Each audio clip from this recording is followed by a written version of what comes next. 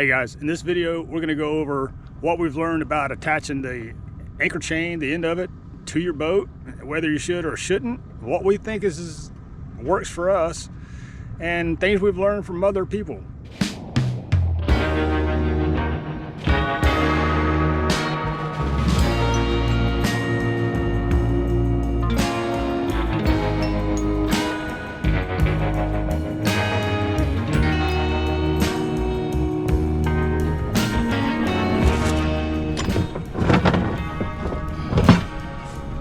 Guys, got another project going on. Hey, this is falling into things I wish I knew before I started cruising, and we're gonna deal with some anchor chain issues. So we replaced our anchor chain, and we have a damage in it. One of the links, I don't know how it happened, it's about 25 or 30 feet from the end, and I had to put a splice in it just temporarily. You can see one of the damaged links right there. You can see that. The one beside it was worse, but that's really too close to the end of the chain.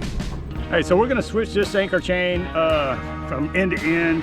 We're gonna put the longer piece toward the anchor so that the damaged part's inside of our locker. When I got on the boat, I wanted all chain because I trust chain, and I'm kind of leery of having anchor lines. So this is my spare anchor there. It has line on it, and I'm worried about that chafing in two and breaking free while I'm on anchor. So I wanted all anchor chain, and on the end of the chain, let's look at my look right here, I have bolted it. You see that?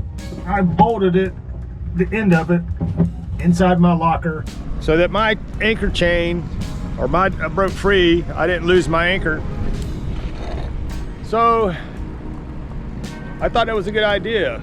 But what I found out was that in the middle of a storm, if you're in a storm drawing 40 knots, especially for us, blowing 40 knots, and something happens and I have to pull anchor, I literally cannot take my boat and motor forward in 40 knot winds. My boat won't go that fast and it won't push that hard.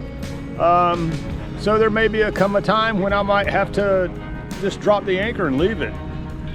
So the fact that I had all anchor chain on, I decided to carry me some bolt cutters, keep them in my locker, keep them in the boat somewhere, and if something happened, I'd have to cut that line chain with those bolt cutters to free me up, and so I can maneuver somewhere else. We do have spare anchors, so I can just relocate and re-anchor. So I'm gonna put some line, I'm gonna put some triple braid line between my anchor chain rod and to my boat. The problem with all chain is when you're bouncing in the waves, the shock of it can rip stuff off the boat. So we always use a bridle.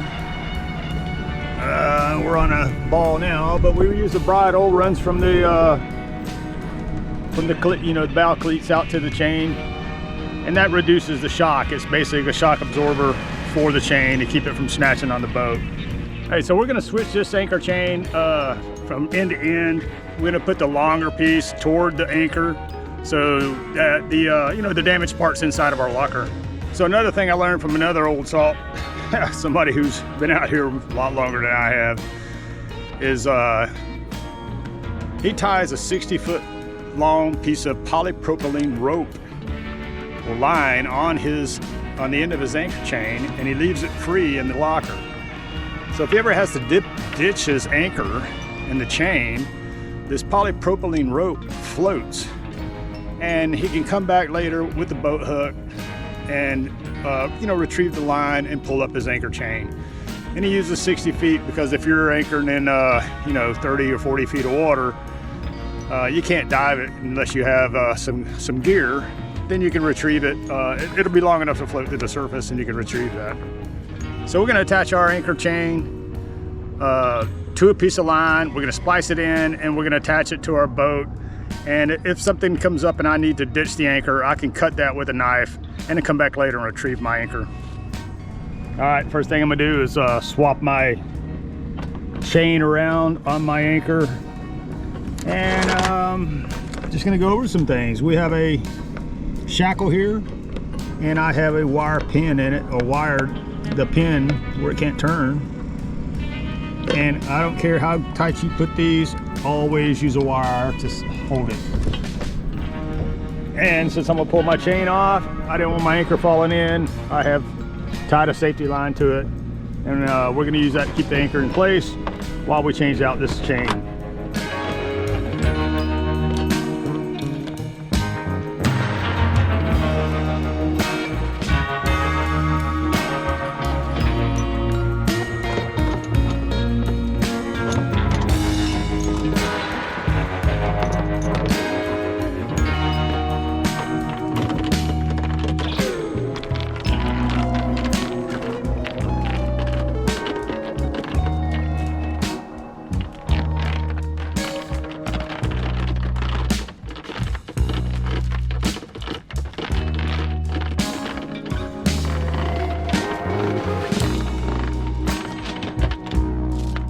You can see where the splice is and the difference in the chain, and I'm going to switch it around so I got all of this chain out to the anchor, and I can keep this splice, which would be my weakest point, in my locker, or at least up to my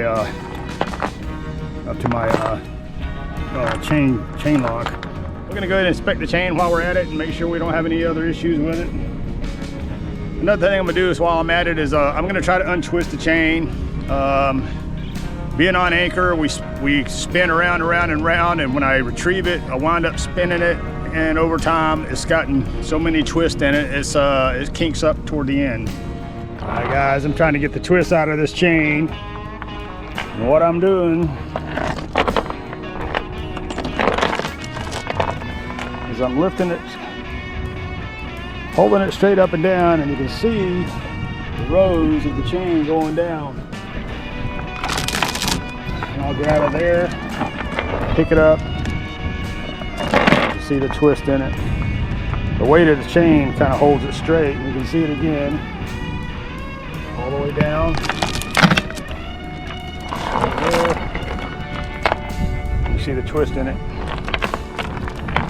You watch it twisting.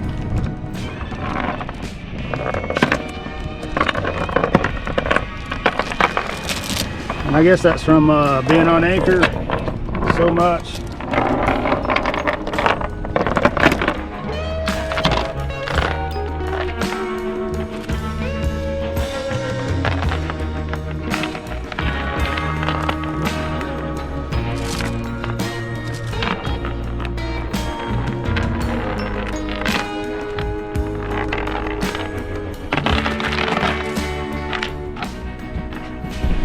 All right, that was a lot of twists.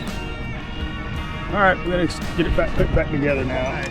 You wanna tighten this thing down, because if you don't, it'll leave room for this to expand back and forth, and that's not a good thing. I snug it up one turn, so I'm parallel with the shank on it. Put this wire through and around. And I always do it twice. And I go through that hole from both sides. And I'm gonna tell you why. So what'll happen is, if this wire breaks anywhere in that double circle, it's not gonna fall out. If it broke on one side, it could fall out, because it could open up enough to slide over this. If it's broke, all it needs is a small gap to go through. If it's doubled around like that, it doesn't matter where it's broke, it can't fall out. It's still going to be in there. Just trying to share information there. And this is my splice.